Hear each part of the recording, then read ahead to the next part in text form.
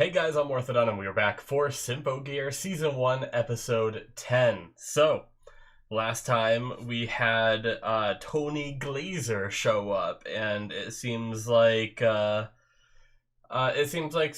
might be going overseas. So I don't know if that means she's going to be leaving the show temporarily, or if she's going to be doing overseas stuff and coming back and, you know, fighting with Hibiki and everything. But yeah, it's going to be interesting to see how that goes. We had them go out and do some shopping and karaoke and just have a fun time out, which was really satisfying to see because, as I mentioned in the discussion of last episode, whenever I see kids in these shows who have to battle, I always feel bad because, you know, even if it's something they choose to do and want to do, it's still robbing them a bit of their childhood, right? So I do like seeing them be able to go out and still enjoy themselves and everything, and that's really nice. But we also had Genjuurou approach Chris, which was really cool. I love the way he did it.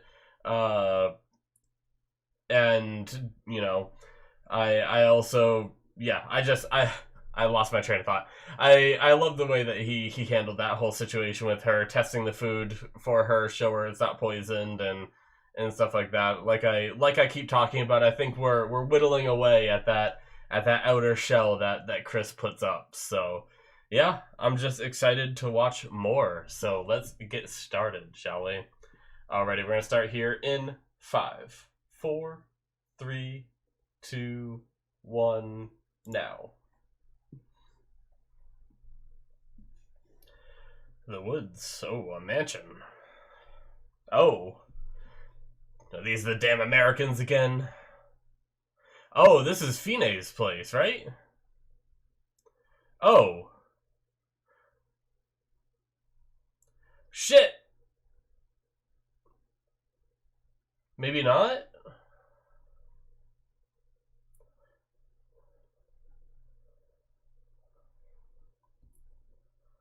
Damn Americans.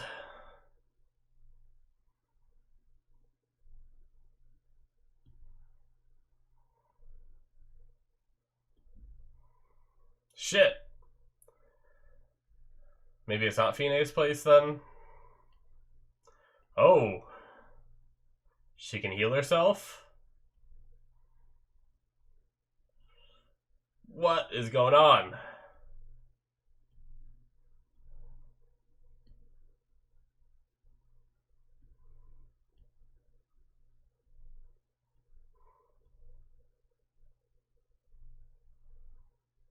Huh.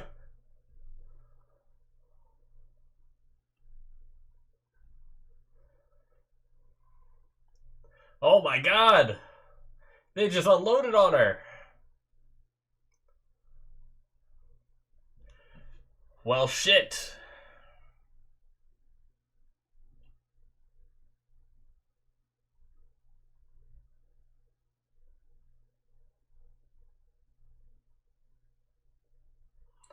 Interesting.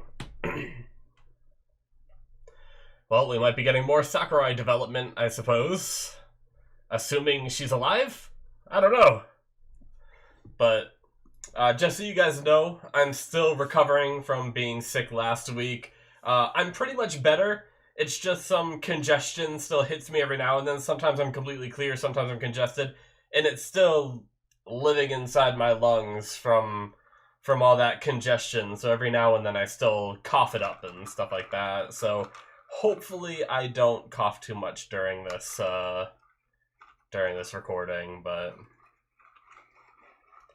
I also have me a coffee here, which I shouldn't be drinking because it's my second one today, but I am gonna stir all that sugar that's on the bottom of it because it is a disaster right now. So you guys are probably gonna hear some nice mixing sounds of the ice.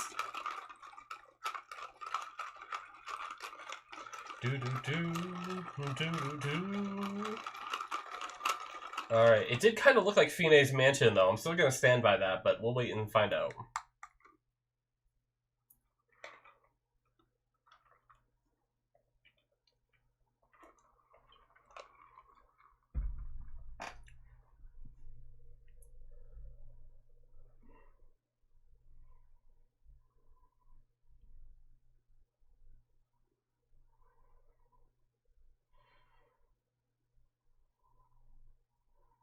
They have a school song?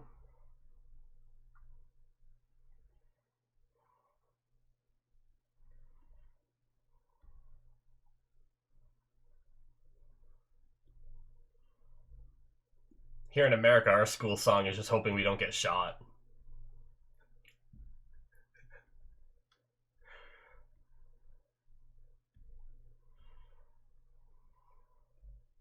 Oh shit.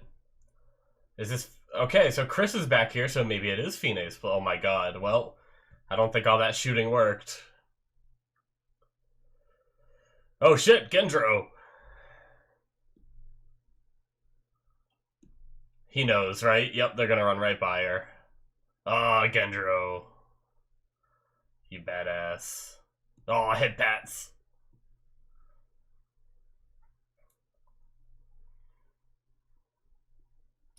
Oh shit, he knows. I love you, sayonara. Oh shit!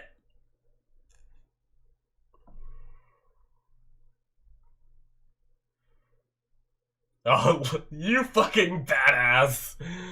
Oh, look at our guy. No fucks given. Not even a speck of dirt on that man.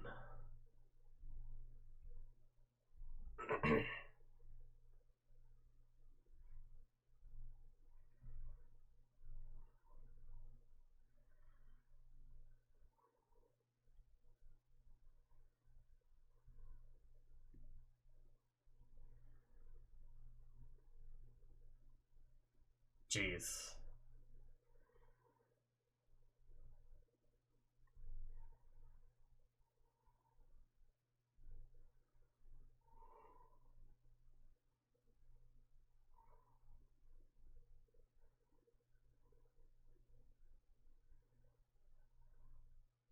Hmm.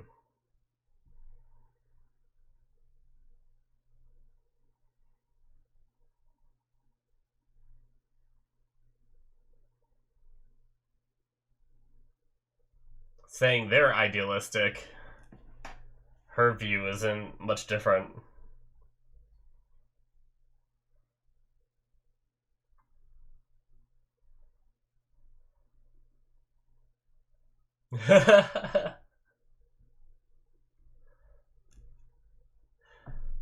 Just get some spare cash.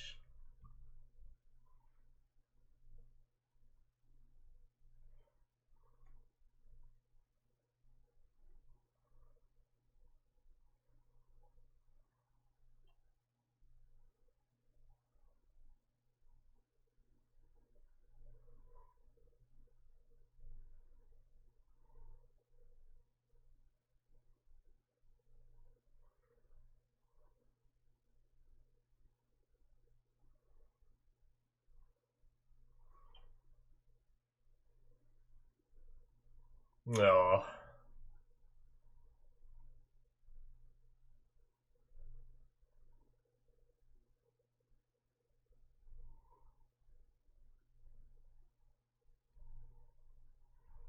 Yep. Let that shell just break right down that you've been keeping up for so damn long, Chris. Just let it go.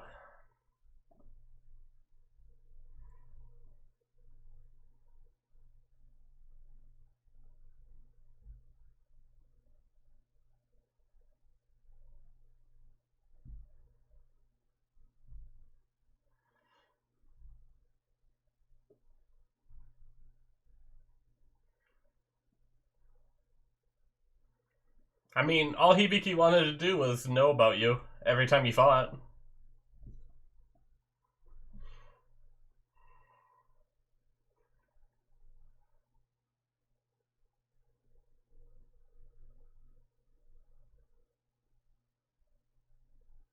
Nice. That's awesome.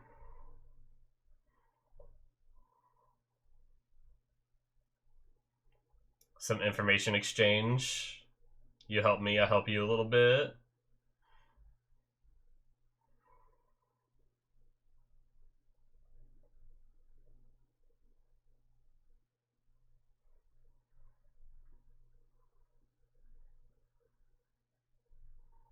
I love that he wasn't too forceful about that. I'm gonna talk more about that in the discussion. But once again, the way Genjuurou handles her is just amazing. The fact that he didn't even try to convince her either, really. She was like, you think enemies can just be friends like that?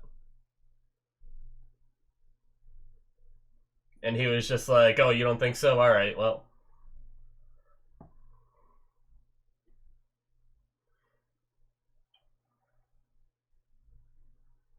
Hmm.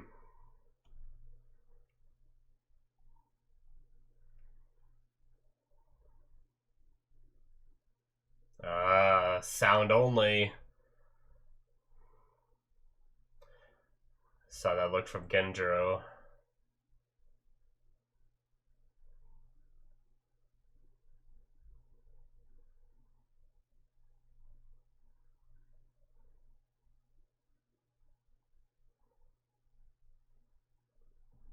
So she's still hurt. Tower reaching for the heavens.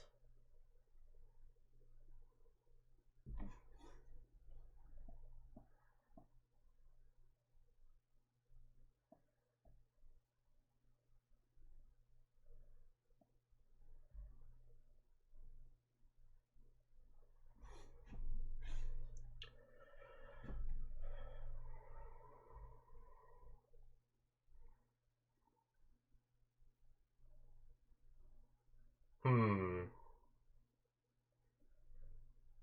Maybe that was a new wound. Looked like it was in the same spot, but maybe she's gonna heal that one too and then head over. Interesting. Genjurou's definitely sus of her, though. Uh-oh. Jeez. Again? Oh my god.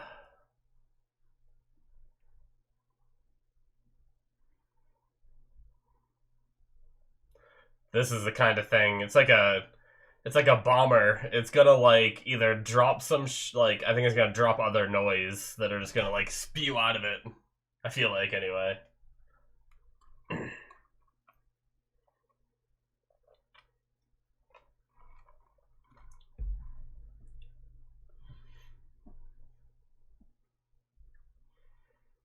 Oh, okay, nice.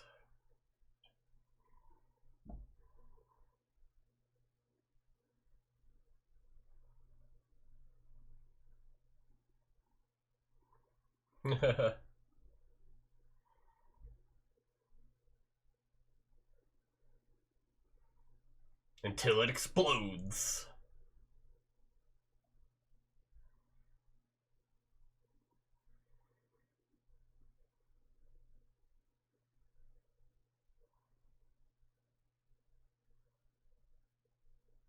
Miku's such a great friend.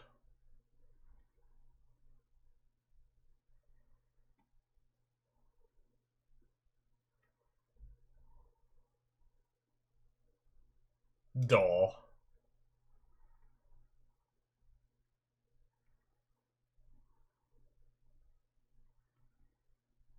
Yeah, I don't need no school.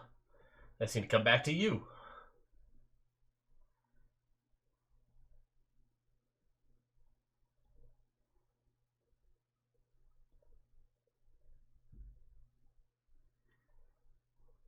Oh shit. Tsubasa's riding a damn motorcycle. Badass. They talked about her getting her license a while back.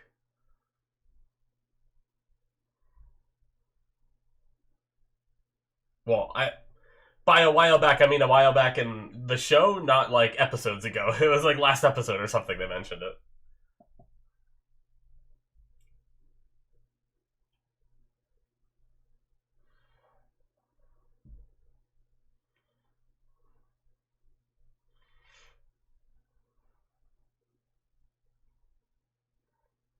Hmm.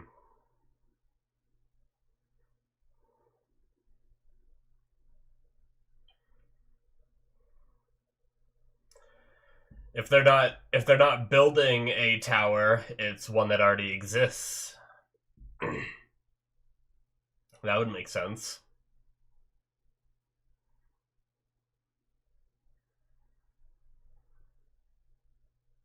Nope. Well, we're here to get you.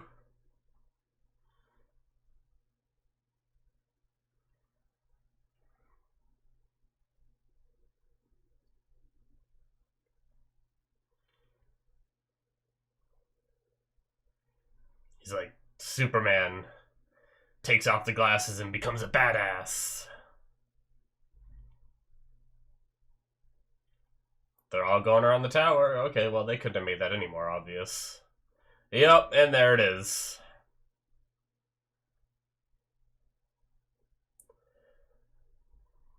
Did they, looks like there's a bunch of empty cars and stuff, so I think they already evacuated this area. That would make sense. Or started to, anyway. Oh my god. Oh, well.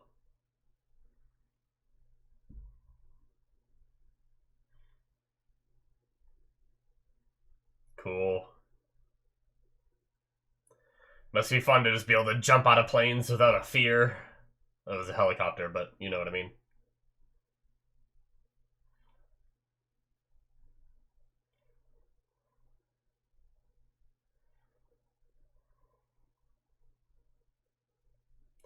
Let's go punch some shit! Jeez! Just like that. They already dropped their load, so... that was a really cool move of her jumping off of the motorcycle and transforming, but I can't help but think of how silly it was, just thinking about like how she jumped off that and just boom, naked. There's something so silly about it too.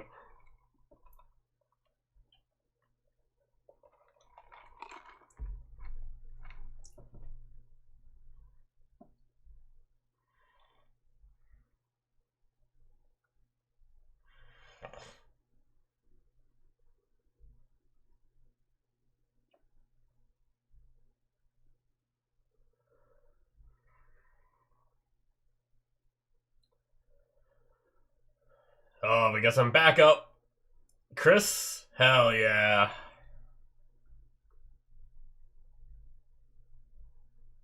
Transitions into her music. So it alerts her.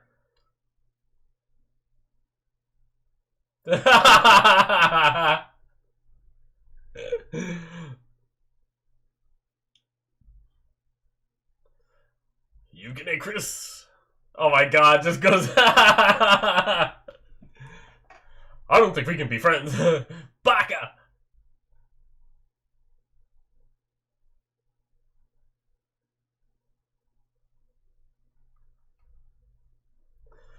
Alright, that was fun.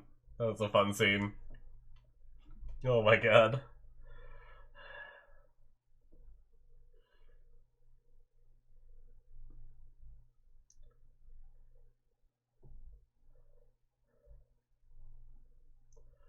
Drop kick!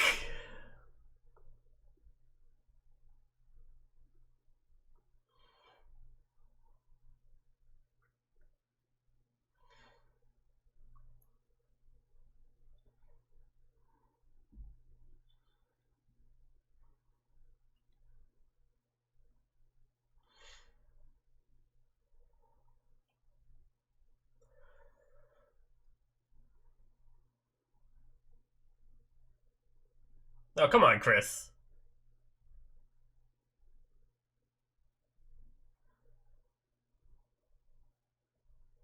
Oh,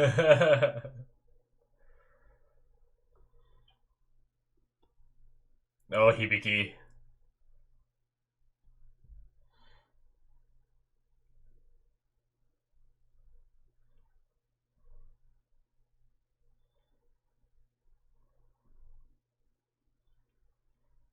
You guys are my armed gear. Oh, or that.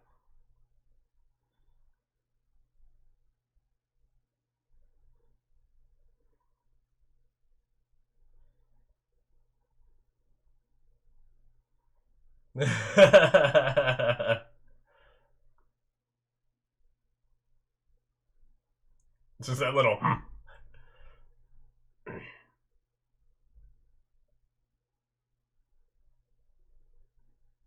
I guess so.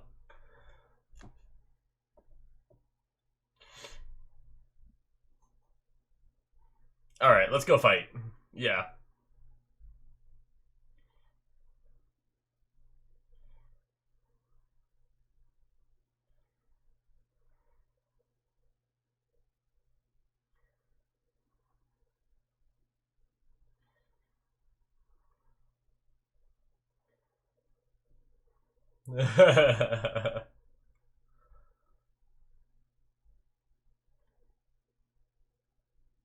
Hmm.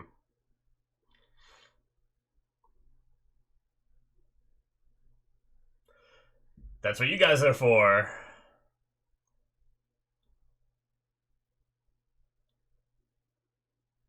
Yeah.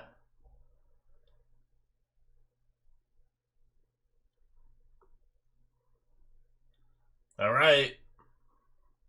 Protect Chris while she supercharges.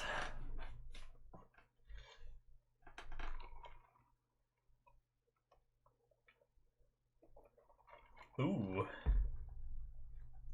Is this a different part of the song? Or is it a different song entirely? Because her song is usually more like heavy. I like it.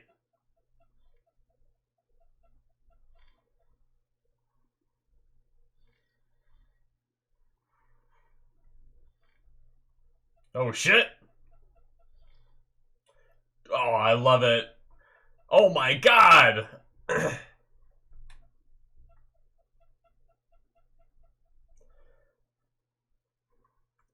I saw Megadeth, but I didn't catch the last word. I'm pretty sure it said Megadeth. I'll go back during the discussion. Damn.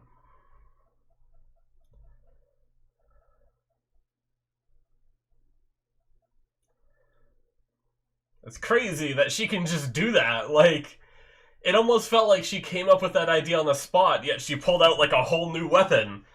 Did she know she had that weapon before? Or did she just like manifest that out of her like will?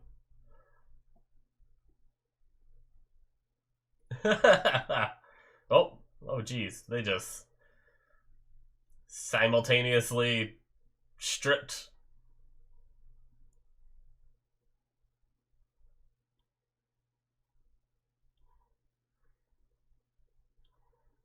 New dream. Is she taking on her parents' dream?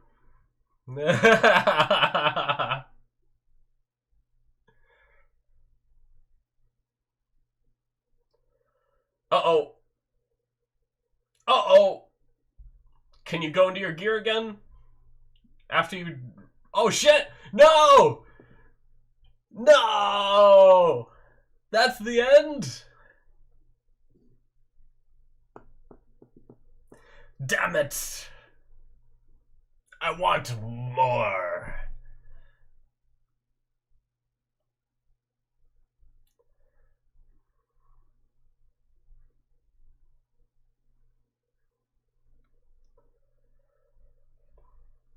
Yeah, guys, by the way, something you'll learn by watching this show with me, I am terrible with music. So, like, that very well could have been Chris's song, and that very well could have been a part of Chris's song we have already heard, and I just didn't realize. Because sometimes I am very skilled at tuning out music to pay attention to what I'm, either watching or doing or whatnot, right? Like I've even had like music playing while I like read books and stuff, and it like doesn't bug me because I can just tune it out. And sometimes I do it without realizing it, and I just hard focus on, reading the dialogue and going along with the story, that I don't really hear the music as much unless the music is a like prominent focus, which in this case it was, which is why I really focused on it. So, I mean, it could have been new. I could be right on that, but I could be very wrong. But just so you guys know. But, alright, that is it for episode 10. That was a really good episode. I loved it. Loved it, loved it. Let's jump back real fast to Chris booming everything and see what that ability was called real fast before we get into the discussion. Oh, okay, I knew it was farther. I saw the part of her hugging, but it was like right at the beginning of the fight. I was gonna say, okay. Right here it should be, right? She has like the big ass guns right here, yeah. Mega Death. Does that say quartet? Quar.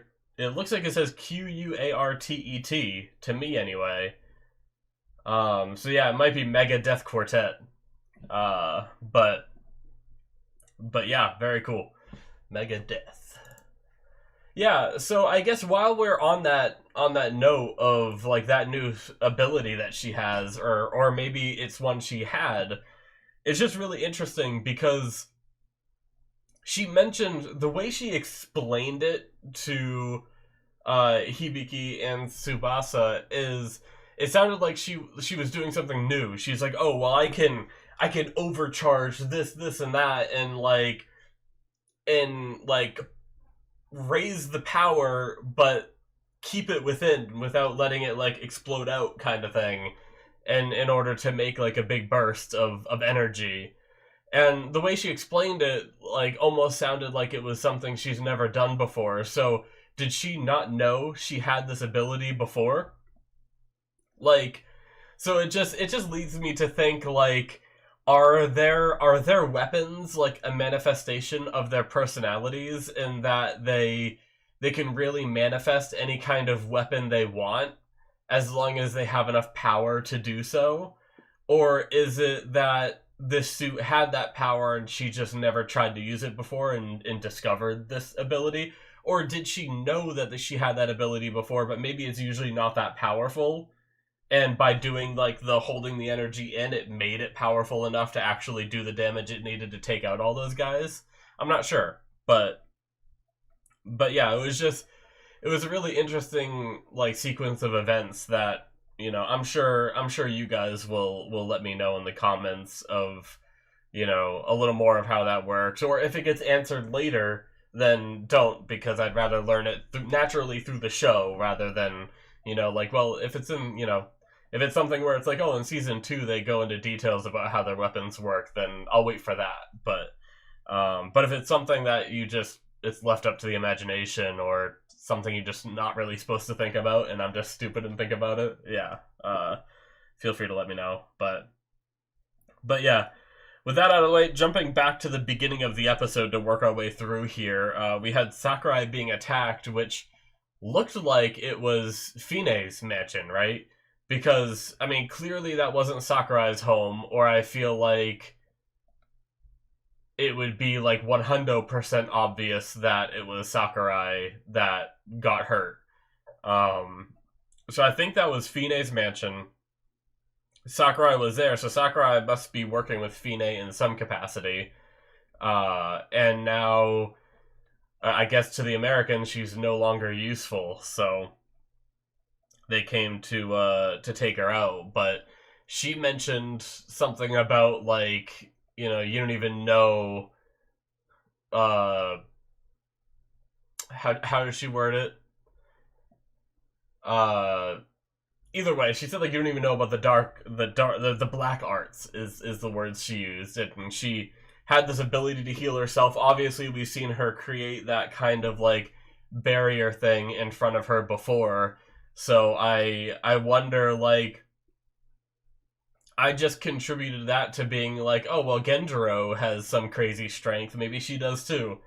But yeah, Genjuurou is definitely suspicious. So, I mean, I already thought he was suspicious before. And then they had the phone call with her, and she, like, mentioned something, and right away he was like, hmm? Like, he had a look on his face that made it very clear that he suspects something. So he's playing along for now, but at least it's not something that will catch at least him by surprise. I'm sure it'll catch Hibiki and them by surprise, because I'm pretty sure Genjuurou doesn't want to tell them about it yet. But yeah, it's definitely interesting. So I guess that confirms that Sakurai was working with the Americans, right? If they came, like, that she's not useful anymore, so they came to finish her off or whatever. So I do really wonder how. I wonder if the reason they're coming to finish her off is because it did seem like Sakurai was changing a bit, right? She had a bit of that in the last episode, talking about changing, and then we also had just some moments with her where I felt like, despite the nature of her being, ever since we found out that she might be something more than what she lets on, it felt to me like she enjoys working where she works now. Like, maybe it was meant to be an infiltration mission, but then she enjoyed the people she worked with to the point where maybe she wasn't helping the Americans as much as they wanted, and she wasn't being as useful anymore, and that's why they came to finish her off, is because there was a lot of things they wanted her to do, and she refused to do it. Either that, or they were just coming up to clean up loose ends so that way she doesn't, rat on them, kind of thing. But she mentioned, like, I've already made the opening for you, so you don't need me anymore, kind of thing. So it very well could just be that she's just being taken out because she served her purpose, and like I said, they're just cleaning up loose ends. But interesting. Going on to Genjurou's speech to Chris was awesome. I loved it, with talking about dreams and everything. And here at the end of the episode, she mentioned following her new dream, and I think Genjurou's words, I mean, obviously by the way she was crying, I definitely think they got to her.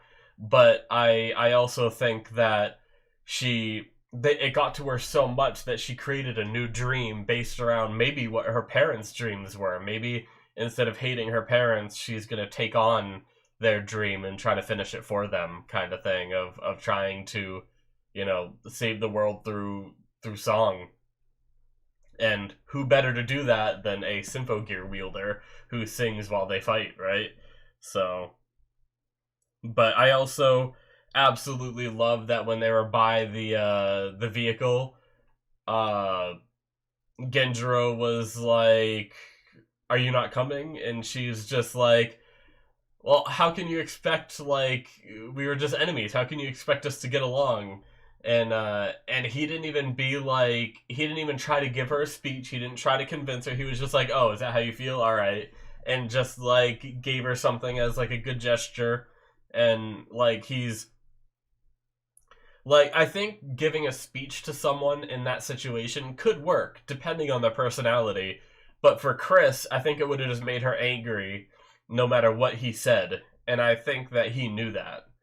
And I think that's really smart of him to just be like, okay, I'm gonna just back off. I'm not gonna force this. Where, like, he could tell that he's, like, slowly whittling her down, and that's great. And he's just like, all right, and just takes off. And I love that so much. It's so good. Both last episode and this episode, the way Genjuurou handles Chris is just spectacular. It's one of my favorite things. Like, honestly, most of my notes here that I've written down are about Chris, because I love that development, like, so much. Don't get me wrong, I love Hibiki, but she already has that cheery personality. She's already like, let's save the world, help everyone, help my friends, help strangers, help whoever. It's like her headspace is already in such a good spot that I don't really need to root for her, because she's already there, right? She has the power to help, and she has the mindset to help. So it leads me to Chris, who is in that situation where I'm really rooting for her to succeed in everything. So, but very clever having this tower reaching for the heavens or whatever.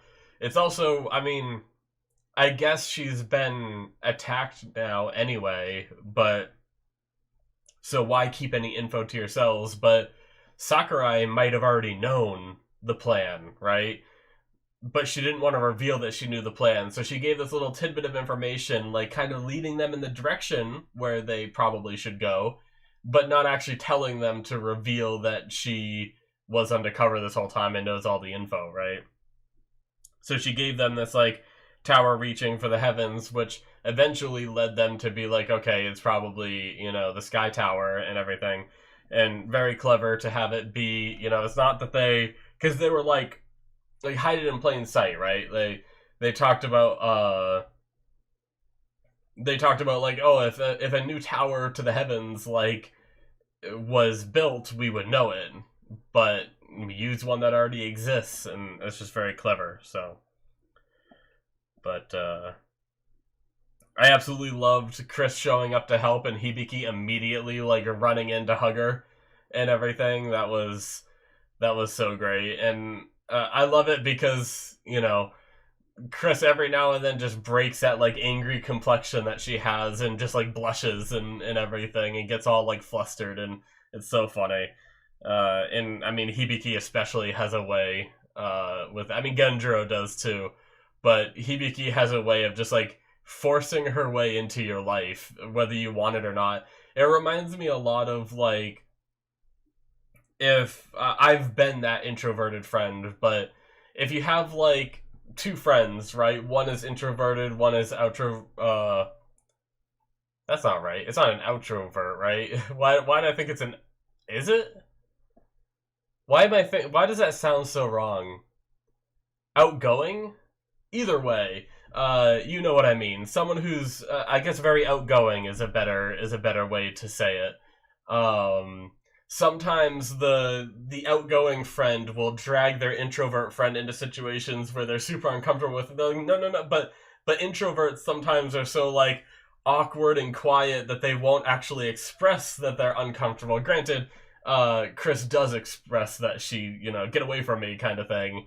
So it's not exactly the same, but it just reminds me of that kind of like that situation where I've been that way before, where I'm like not really interested in doing something, but you know, my outgoing friends will drag me into it and stuff like that. And in those moments, I can kind of relate to Chris and in the way that she reacts to how Hibiki acts around her. So, but yeah, very fun, very good episode, guys. I loved it.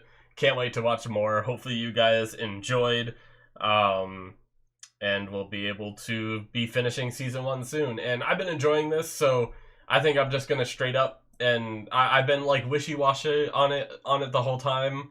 I think I will just watch season 2. I might just watch all the seasons, honestly. I might just keep going. So I talked about, in case you're wondering, in case you haven't heard the other discussions I've had about it, I've talked about potentially stopping after season 1 and watching a different show and then going back for season 2 after, or, you know, take like little breaks in between.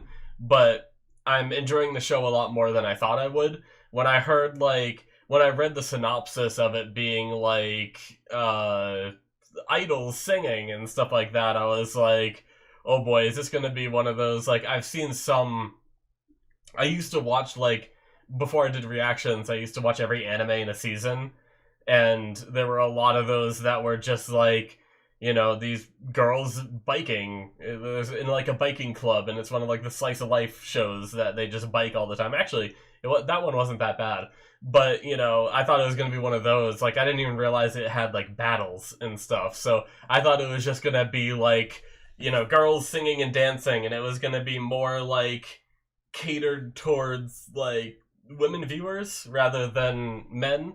But yeah, I'm pleasantly surprised by how much I'm enjoying this. So yeah, I will go right into at least season 2. I'm not going to commit to all 5 seasons yet, but I probably will just end up watching all 5. So, but yeah, thank you guys so much. That's going to be it for me. Hit that subscribe button if you enjoyed. Check out my Patreon if you want to see more from me. Link in the description below, or it should be popping up on the screen. And yeah, I'll see you in my future reactions, guys. Bye-bye.